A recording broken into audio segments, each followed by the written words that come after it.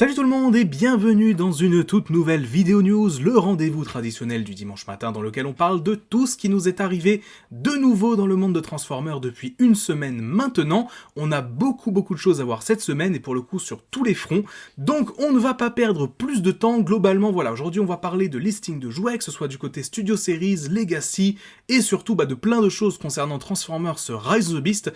Au moment où j'enregistre, exceptionnellement nous ne sommes pas samedi mais vendredi, donc il y a moyen que s'il y a une grosse news qui tombe le samedi, je fasse un petit segment en plus à la fin de la vidéo, mais bon, tout ça, vous le verrez de toute façon au moment où la vidéo tombera, du coup, le dimanche matin.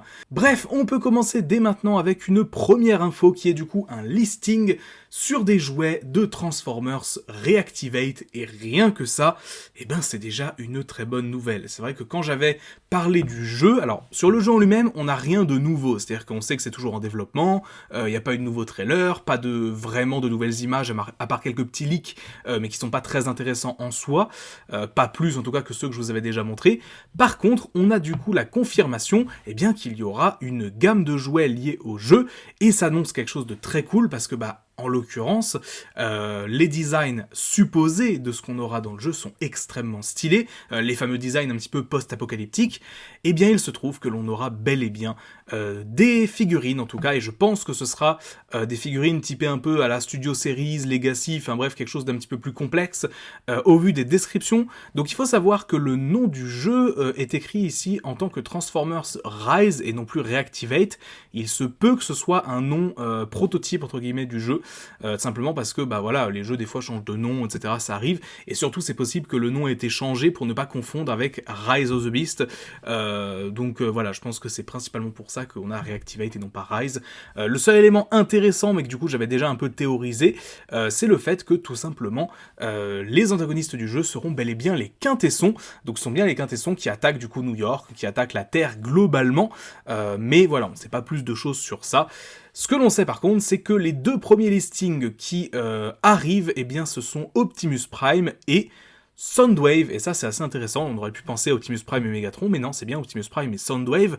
En l'occurrence, du coup, Optimus se transforme en camion, du coup, terrestre en 37 étapes, donc c'est pas mal, mine de rien, et Soundwave se transforme en SUV en 16 étapes. Donc voilà, globalement, ce que l'on sait. Donc du coup, sera un pack de 2 figurines qui inclura du coup la fameuse alliance, apparemment, entre Autobots et Decepticons pour s'opposer aux Quintessons, et il se peut qu'en l'occurrence, les leaders de ces factions, ce soit du coup Optimus et Soundwave. Possible que Megatron soit mort, ou en tout cas soit disparu, ou qu'il soit même allié avec les Quintessons, on ne sait pas.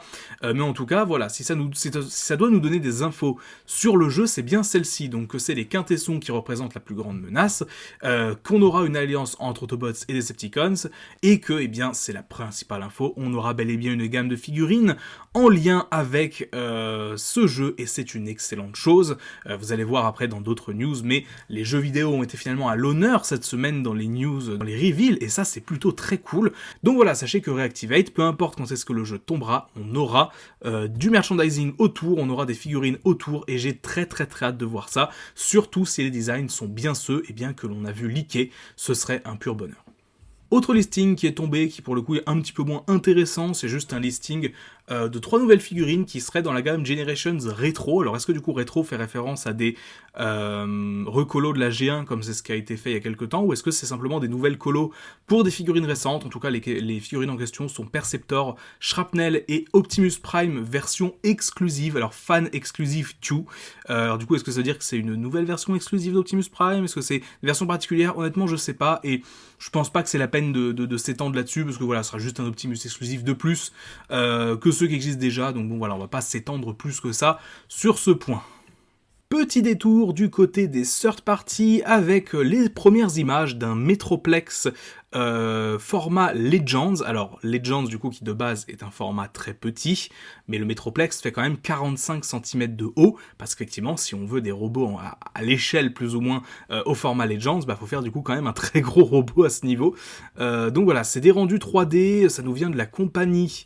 Donc ça nous vient d'une compagnie, alors on sait pas si ça vient vraiment de Use Hobbyland, en tout cas c'est le nom de la page Facebook qui l'a partagé. C'est visiblement voilà quelque chose qui va aller à l'échelle avec ce que des compagnies comme New Age ou Magic Square plutôt, ont pu faire ces dernières années, parce que bon, faut savoir que les compagnies de third party, c'est toujours complexe, elles vont souvent changer de nom, souvent, voilà, il y en a qui vont plus ou moins se faire concurrence, s'allier entre elles, enfin, c'est un peu complexe le marché des third party, il faudra que j'en parle un jour si jamais ça vous intéresse, mais en l'occurrence, voilà. Un Metroplex va arriver, donc bon, c'est des images préliminaires, on n'a pas de prix spécialement, on n'a même pas d'image finale, c'est juste un rendu 3D, mais bon, sachez que si vous faites la collection de figurines Transformers format Legend, sachez qu'il y a un Metroplex à l'échelle qui arrive. Maintenant, on va arriver sur le premier très très gros morceau de cette vidéo news, avec enfin le reveal des Studio Series War for Cybertron. Ça fait des semaines que je vous en parle, des semaines que je vous dis que voilà, a priori ça va arriver, et j'avais très peur qu'en fait on se fasse un peu avoir et que ce soit juste des repackages de figurines War for Cybertron, Siege, Earthrise, etc. Eh bien pas du tout, ce sont bel et bien des adaptations en Studio Series du coup de personnages des jeux vidéo War for Cybertron et Fall of Cybertron, donc en l'occurrence on n'est que sur War for Cybertron, avec du coup les 3 premières figurines qui ont été révélées, Optimus Prime, Barricade et Bumblebee. Barricade et Bumblebee sont des Deluxe et Optimus Prime un Voyager, et j'ai pas mal de choses à dire à ce niveau-là. On va commencer par la figurine qui est sans doute la moins intéressante des 3, ou en tout cas la moins bien réussie.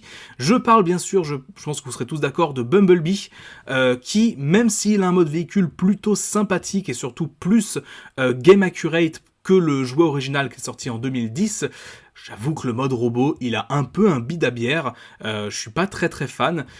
Il a quand même du coup des accessoires qui changent, c'est-à-dire qu'on a une petite épée, un blaster, donc mine de rien ça permettra peut-être, je pense, et c'est ce qui est marqué d'ailleurs il me semble, de recréer certains aspects du jeu pour justement pouvoir lui plugger les armes à différents endroits, donc ça de ce côté-là c'est plutôt bien trouvé. La boîte en elle-même, donc il faut savoir que du coup ce sont de nouvelles boîtes Studio Series qui sont faites, donc ce sera une nouvelle sous-gamme de Studio Series, un petit peu comme les Studio Series 86, en l'occurrence c'est les Studio Series Gamer Edition, donc édition gamer hein, si vous préférez, avec du coup une petite croix directionnelle de manette tout simplement à côté du numéro, et en l'occurrence Bumblebee est le numéro 1. Ce qui est un petit peu logique, hein, finalement, il a débuté la gamme Studio Series en étant le premier Transformer de cette gamme, et bien il est aussi le premier Transformer de la sous-gamme Gamer Edition. Donc plutôt sympa, honnêtement, même si le mode robot est pas super réussi, j'avoue qu'à ce niveau-là, voilà, je préfère sans doute l'original. Le seul problème du coup qui va se poser, c'est qu'en termes d'échelle, ce sera pas du tout le même, parce que le plus récent sera forcément plus petit. Mais voilà, si vous êtes vraiment à fond sur l'échelle, bah, je pense que vous serez forcé de prendre celui-là. Mais pour un aspect purement esthétique, je pense que l'original reste mieux, mais ça reste voilà un petit Bumblebee ma foi fort sympa, et du coup bah, puisque je n'ai plus l'original, je pense que je me rabattrai sur celui-ci, histoire d'avoir une collection un peu plus à l'échelle. Ça fait malheureusement partie des Transformers que j'avais revendus à une époque, et que je regrette aujourd'hui malheureusement. Donc voilà pour ce qui est de Bumblebee. Maintenant on va passer à des choses qui m'intéressent déjà un peu plus, avec déjà, eh bien, Barricade. Alors Barricade, il faut savoir qu'à l'époque du coup, il n'avait pas eu de figurines en lien avec le jeu, parce qu'il y avait pas mal de persos des jeux qui avaient eu droit à des jouets, mais pas tous, honnêtement, ça avait été assez parsemé, c'est-à-dire il y en a certains qui l'avaient eu, d'autres qui n'en avaient pas eu. En l'occurrence, Bumblebee et Optimus, bien sûr, en avaient eu, mais Barricade, ce n'était pas le cas. Et du coup, eh bien, on se retrouve avec une figurine qui, ma foi, est plutôt cool. On va retrouver, premièrement, un mode alternatif qui est plus ou moins une voiture cybertronienne. Alors on peut voir un espèce de truc à l'avant pour défoncer des barricades, justement, peut-être, MDR. Un petit truc sur le dessus qui pourrait presque faire penser à un gyrophare, mais pas complètement. Bon, la voiture est biscornue, mais en même temps, c'est une voiture cybertronienne, donc qu'est-ce que vous attendiez d'autre, j'ai envie de dire. Donc voilà. Ce que je trouve sympa, c'est vraiment, que ce soit pour Bumblebee d'ailleurs ou pour Barricade, on retrouve vraiment la forme des armes telles qu'elles étaient dans le jeu. C'est-à-dire qu'ils n'ont pas réinventé quelque chose, ils ont vraiment repris les designs des armes de l'époque, et ça c'est super cool. Le mode robot, lui, est super réussi. Honnêtement, que ce soit de devant ou même de derrière, j'ai vu certaines photos, et les designers du coup de la figurine ont essayé de faire en sorte de reproduire au mieux possible ce qu'avait été dans le jeu à l'époque, et surtout, voilà, le Barricade en question, c'est le design du coup de l'époque qui à mon sens était plutôt sympa, c'est-à-dire que c'était la première tentative après du coup les films de Bay de proposer un Barricade qui se rapprochait peut-être un petit peu plus d'un style G1, tout en gardant quand même ce qui était du coup ce qui définissait maintenant son personnage, à savoir le fait que c'était un Decepticon assez petit, de couleur noire, un peu une sorte d'éclaireur, enfin bref, Voilà, donc très sympa. L'artwork sur la boîte, je le trouve plutôt cool. C'est le numéro 2 du coup des Studio Series Gamer Edition. Alors, ce que je trouve aussi très intéressant, petit aparté, mais je pense que ça vous intéressera, petit aparté, le fait que la gamme s'appelle Gamer Edition et non pas par exemple Cybertron Edition ou Cybertron Games Edition, etc. Ça ouvre selon moi la possibilité d'avoir à l'avenir des personnages exclusifs au jeu, mais des films live. C'est-à-dire que par exemple, que ce soit le jeu de Transformers Revenge of the Fallen ou même surtout le jeu de Dark of the Moon, il y avait pas mal de persos dedans. Par exemple, je pense à Warpass, même Stratosphère, les Aerial Bots, etc. Bref, c'est des persos qui apparaissaient dans le jeu et que finalement qui n'ont pas vraiment eu de figurines, qui n'ont pas vraiment été commercialisés. Et en fait, je pense qu'en nommant cette gamme Gamer Edition, ça laisse la porte ouverte à faire les designs du coup qui étaient exclusifs au jeu mais des films. Donc dites-moi ce que vous en pensez, mais je pense que c'est une possibilité à ne pas oublier, notamment même pour revoir ne serait-ce qu'un Breakaway par exemple, Revenge of the Fallen aussi. Ce serait super cool. Bref, je m'emballe peut-être un petit peu, mais je pense que voilà, ça laisse la porte ouverte à pas mal de choses et personnellement ça me hype beaucoup, surtout que simplement, rien que sur les jeux Warfare Cybertron, ça laisse la porte ouverte à ce que tous les personnages du jeu soient faits à l'occasion, et ça veut dire par exemple, je sais pas, revoir un Bruticus, revoir une équipe entière de Combaticons au format Studio Series, et ça franchement ce serait super cool. On va pas aller plus vite que la musique, mais voilà, ça laisse une porte ouverte à des choses vraiment sympas. J'ai très hâte de voir ce que Hasbro et Takara vont nous proposer dans les années à venir. Mais pour l'instant, restons sur le troisième personnage qui a été révélé ce mardi, à savoir Optimus Prime Voyager Class War for Cybertron. Du coup, il s'agit en l'occurrence d'une nouvelle version du leader des Autobots du jeu, tout simplement. Savoir qu'à l'époque, il avait été fait en Deluxe uniquement. Donc même si la figurine était très cool, et alors je sais pas quand est-ce que sortira cette vidéo, mais il y a moyen que j'ai déjà fait une mini-review dessus au moment où ce sera publié. Mais en tout cas, je l'ai déjà enregistré si ça vous intéresse. La figurine Deluxe de l'époque était vraiment cool. Elle avait évidemment certaines limitations, de par sa taille, de par certaines choses, mais ça restait un bon Optimus. Et en l'occurrence, là, avec le format Voyager, on a plus de possibilités sur le personnage, avec notamment déjà 2 grandes armes, donc sa grande hache qui est vraiment super jolie, un blaster de type comme celui qu'il avait dans le jeu, et également un petit accessoire dans son torse, à savoir la matrice, la même que celle qu'il reçoit par Primus pendant la campagne Autobot, avec ses vitres du coup qui vont s'ouvrir.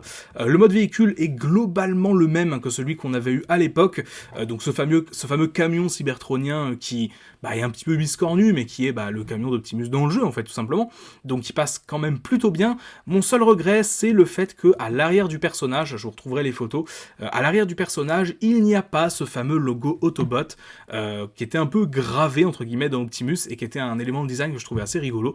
Malheureusement, les designers n'ont pas pu le refaire tout simplement parce que fallait stocker des pièces de véhicule, parce que tout ça. Et c'est dommage parce que le joueur original l'avait lui pour le coup, même s'il me semble que c'était caché en dessous du keyble. Mais bon, c'est pas grave. Honnêtement, ça reste un Optimus qui est super sympa, surtout bien bulky, qui retranscrit bien cet aspect bien carré qu'avait le perso dans le jeu et que j'aime beaucoup, sans être pour autant obèse comme le Optimus de Fall of Cybertron, que j'aime bien malgré tout, je lui crache un peu dessus mais je l'aime bien.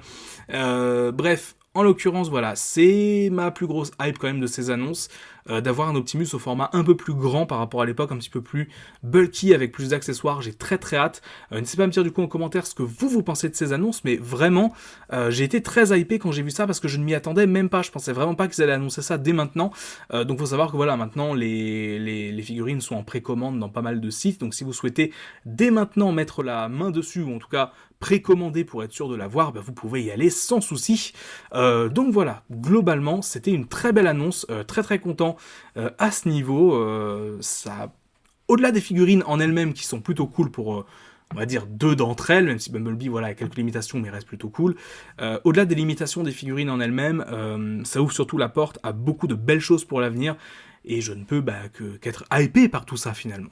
Nouveau visuel maintenant de quelque chose dont je vous avais parlé la semaine dernière, à savoir le pack de chez Takara, Kingdom Optimus Primal contre Megatron. Il s'agit en l'occurrence bel et bien d'un nouveau pack avec les 2 leaders Maximol et Predacon dans des couleurs un petit peu plus show accurate, surtout pour Megatron, qui gagne du coup un visage plus proche du jouet original. C'est effectivement des versions upgradées des Voyager et Leader de l'époque, c'est-à-dire qu'on est sur les mêmes molds, mais avec de plus belles couleurs, même le gorille d'Optimus a de nouveaux yeux, il me semble. Donc voilà, globalement, pas grand chose de plus à dire à ce niveau. La boîte d'ailleurs est plutôt jolie, je vous mettrai l'artwork, mais la boîte est vraiment sympa. Donc si vous n'avez pas encore ces molds là, je pense essayez de le choper si jamais il est dispo dans certains magasins d'ici quelques mois. Il me semble que ce sera commercialisé au moment de la sortie de Rise of the Beast, donc d'ici mai-juin je pense, histoire d'anticiper.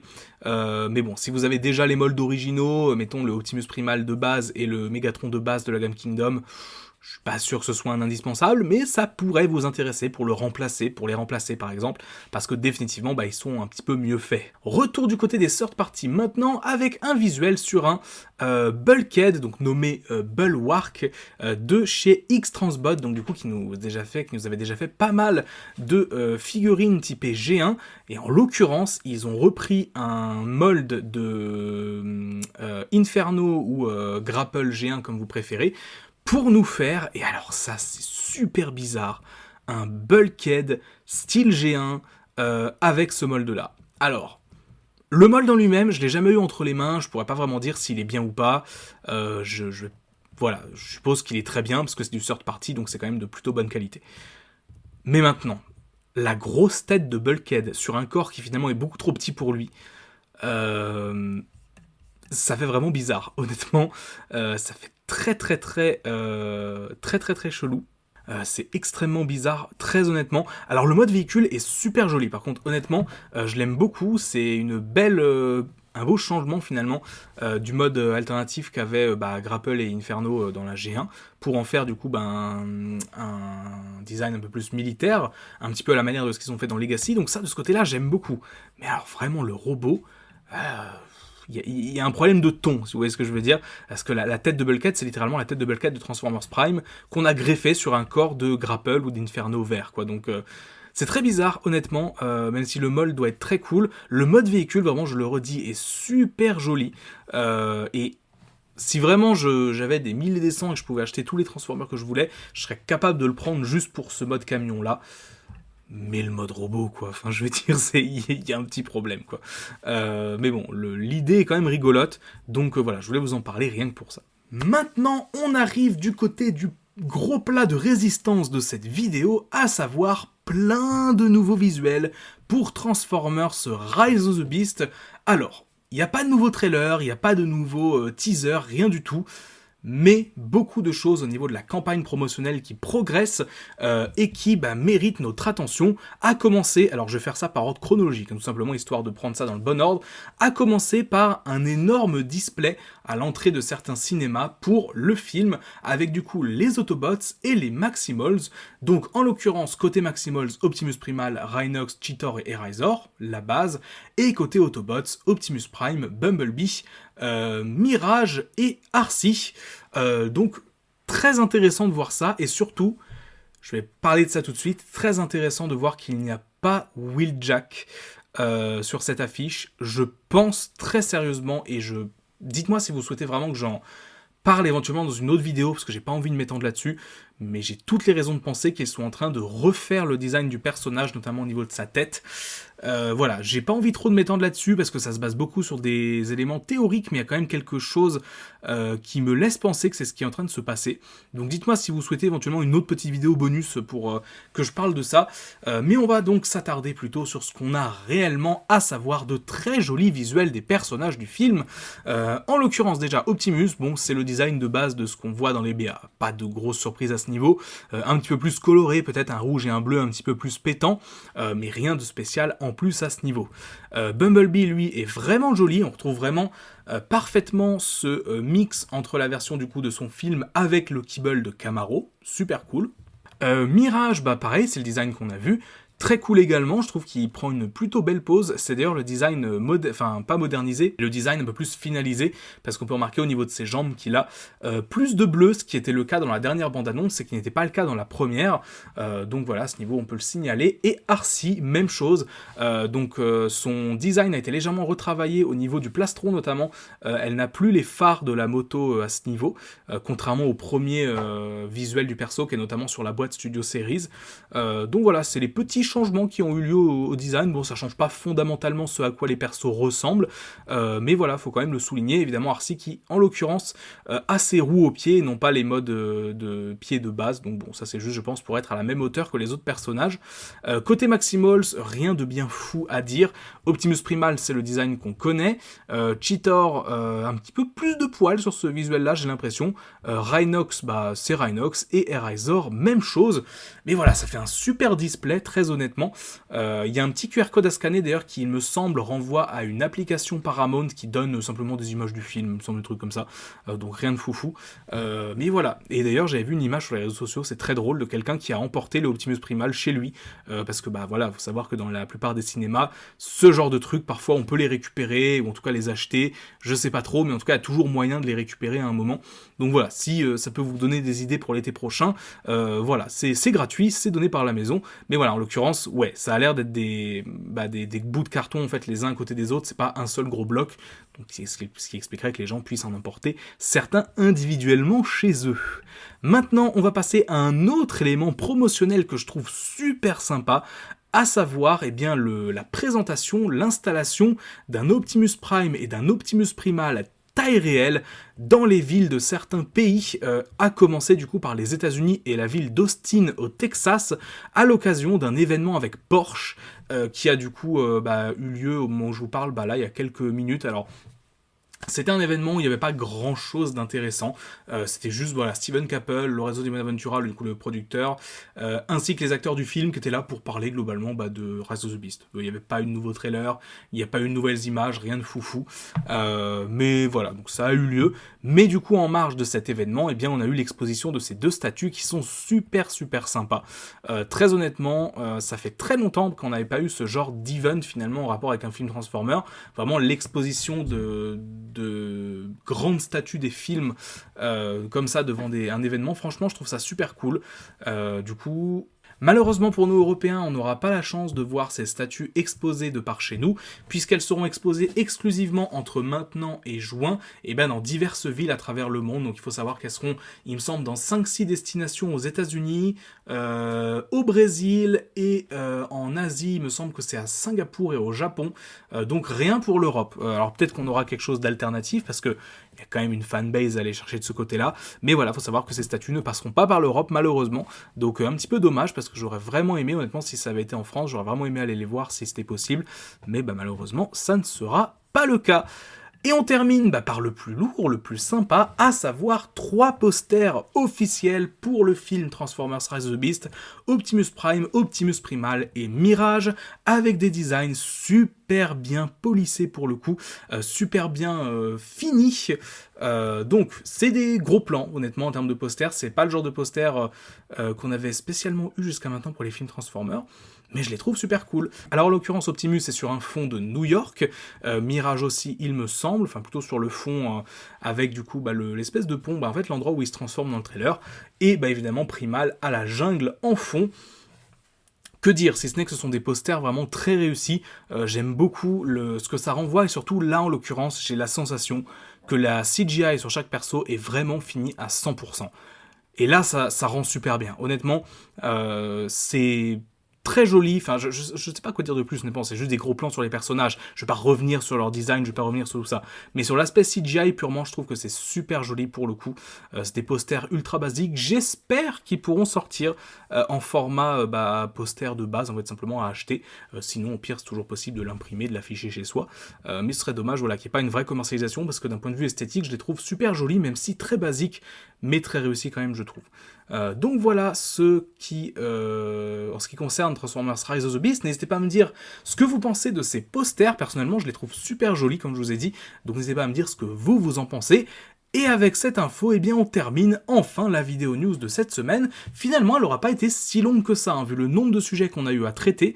On s'en sort plutôt pas mal, je trouve. N'hésitez pas à me dire ce que vous avez pensé de toutes ces news en commentaire, notamment au niveau des Studio Series War for Cybertron. Quel est votre niveau de hype pour l'arrivée de tous ces personnages? Et je sais que vous êtes, comme moi, beaucoup à être fan de ces jeux, donc dites-moi ce que vous en pensez. Bref, sur ce, c'est tout pour moi, c'était Magnus, on se dit à mardi pour une nouvelle vidéo. Ciao!